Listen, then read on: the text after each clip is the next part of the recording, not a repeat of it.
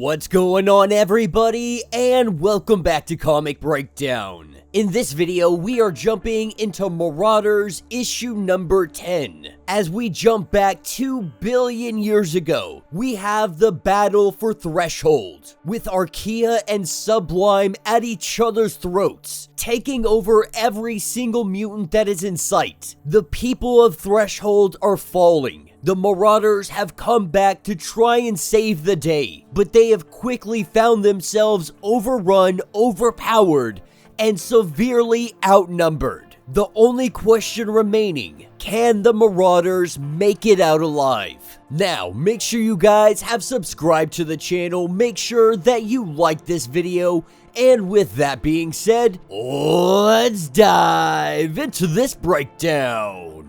Alright guys, so as we dive into this issue, we are picking up in the unbreathing territory. We are learning that the individual who is known as Nightfont, he is in fact Strife. He is the evil clone of Cable. We learn that he regrew himself here. He crawled from the birthing sea to reign supreme. He is even the one that inspired the Unbreathing's final weapon, what is known as the Oxygen Igniter. This will light everything that has oxygen on fire, burning the surface world in an instant. And from the ashes, Strife will reign supreme. Now, what Strife didn't know is that the Marauders were here. What he didn't know is that Kitty Pryde is inside of a mass. She jumps out, she phases her fist right through his face. She lets him know to stand down or otherwise she is going solid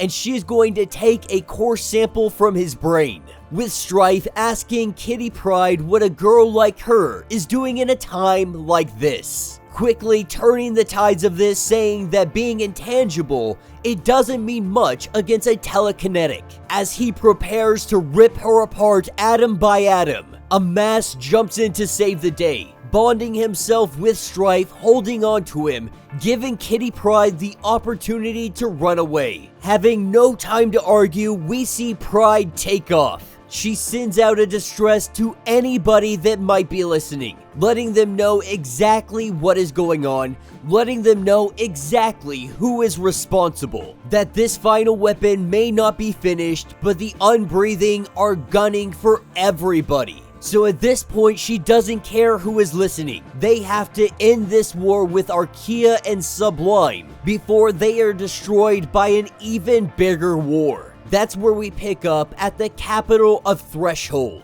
We have the rest of the Marauders team, we have Thea, and we have Grove. This is the last holdout that they have. Archaea is pushing against them, throwing every single thresholder that she has, using every single mutant ability until she breaks through. But they only need to hold out until the rest of the Marauders team figure out how to bring down all of this, starting at the birthing seas. As they look around, this place is pretty much deserted. But there are still individuals. There are still little tiny mutants coming out of the water. Archaea is still holding on to control because the one that controls the birthing sea controls future generations. This is where we see Sublime come in. Bishop thought he may be able to eradicate all of the biological beings that are in here, that he would be able to get rid of Archaea and Sublime. We have a giant explosion with Kitty Pryde showing up to the capital. She comes in and she starts laying down the hate. Bishop's suit, it is broken. The giant explosion was him. He was able to free the birthing seas, but he doesn't know for how long. As Sublime continues to throw everything that they have, we see them fall into the birthing seas. As mutants start to grab hold of Cassandra Nova, this is when she throws her suit off. Sublime and Archaea a little bit confused. By all appearances, it looks like Nova is giving herself up. Both Archaea and Sublime, they can very much sense her power. A mutant that is willing to give herself up. One that they could use to conquer everything. The rest of the Marauders, they see this and they know that they have to stop it. That if Cassandra Nova gets grabbed, it is game over. It is a whole new extinction level and nobody is going to win. But what Cassandra Nova is doing is bringing them in close. As both Archaea and Sublime, they begin leaving thresholders all across the globe. They are all rushing towards Cassandra Nova. The two of them are battling over her, but they are also connected to her. And Cassandra Nova, she is a supernova. That is where we see the energy explode outwards from Cassandra Nova, touching every single mind of thresholders. What Cassandra Nova has just done, she has lobotomized every single one of the thresholders. She has purged all of them of both Archaea and Sublime. In one single shot, she has saved everybody. Now that's what takes us to a little bit later. Now that the battle has been won, the battle with the unbreathing is still on the horizon. With Kitty Pryde wanting to do everything she can to save thresholders. She is learning that she can't save everybody. This is when Grove comes in and saying that you shouldn't. We see that Grove has evolved, taking some very serious injury in the battle. This new healing process puts Grove into a vegetative state, looking a lot like a tree. This is the change that Grove has truly endured. But Grove goes on to say that this doesn't have to be a rescue. That the Marauders threshold, this is all the Marauders past. If anything, they have shown them that there is a future worth fighting for. But Grove says to let them fight it. This is when Cassandra Nova, she recognizes something unlocking in the mind of Kitty Pryde. Cassandra Nova, she recognizes the plan that is about to go down. She is getting ready to kill Kitty Pryde, and that is when Somnus comes up from behind, and he gives her a good blast with the choke stick. A weapon of the unbreathing to put down any mutant. You see, Kitty Pryde had been playing Nova the entire time. This was never about redemption for Cassandra Nova. They buried this plan deep inside of their minds. They kept it protected. This is when Kitty Pryde lets her know that there are two things. First of all, Emma Frost, she says hello. And that they did need her for a little bit, but at the end of the day, she is responsible for killing Kitty Pryde's father. There are some things that she shouldn't be able to get away with, this being one of them. She had made a plan with the Thresholders. They made a secret pact that if the Marauders helped them out, the Thresholders, they would hold her here. They would hold Nova in Threshold's 0 cells. And so from this point forward, Cassandra Nova is going to be imprisoned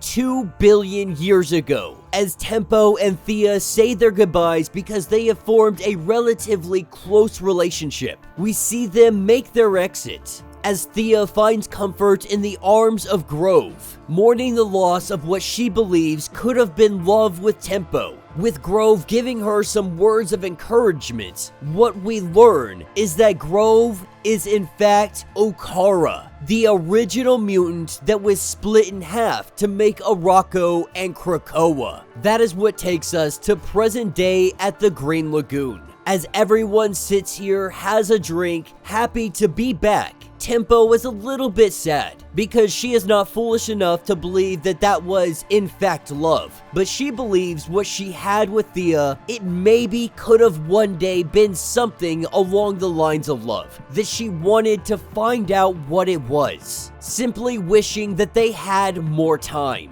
This is when Kitty Pryde says, "What if you did?" Now, in present day, there is nothing left of Threshold. Nothing but 3 backups and a little bit of DNA. They weren't able to save all Thresholders, but they had just enough to remember them. Being able to resurrect Thea, Amass, and Crave. that this is enough to celebrate what was and to be part of what will. Against history, against the rules, and against all odds. If you were to ask Kitty Pryde, she would say that this is one hell of a rescue. And that will be the end of this issue. So let me know what you guys think down in the comments. I think this was probably the best way that you could close out this story. I definitely did not see them turning on Cassandra Nova. I definitely didn't even think about the idea that they could imprison her 2 billion years ago. Now the question is, what actually happened to Threshold? Was Strife able to use his ultimate weapon? If Threshold had been destroyed, was Cassandra Nova able to escape, or was she destroyed along with it? It leaves a lot of questions still open about Threshold, ones I hope that we visit later on down the line. Seeing that Grove was in fact a Rocco 2 billion years ago, that's nice to see a little bit of the origin story. Nice to see where Grove truly came from. One of the biggest highlights is Cassandra Nova going supernova, a beautiful display of what she is truly capable of. And had the Marauders not been there with that choke gun, they most definitely would have lost that fight. But I do want to see more of Cassandra Nova. I know that she is currently in prison, but I would like to see more of it unfold. I want to know what's going on with Strife. Is he going to stay in this time era? How long is he going to be there? When will he eventually jump out? Could we see a Cassandra Nova versus Strife? Let me know what you guys think down in the comments. Let me know your thoughts. Let me know your theories. If you would like to get completely caught up on everything that is going on with the Marauders, be sure to check out the link in my description as well as the top of this video. It is gonna get you completely caught up on everything going on with this series. If you would like to support the channel, you can always do so by joining the channel membership. Much like Patreon, having 5 different tiers, from $1 to $50, from loyalty badges to getting free comics every single month. Not only does this help out the channel tremendously, but you are getting tons of perks in the process. Now, if you are unable to do this, do me a favor, subscribe to the channel, like this video, hit that notification bell, and with that being said, until the next breakdown.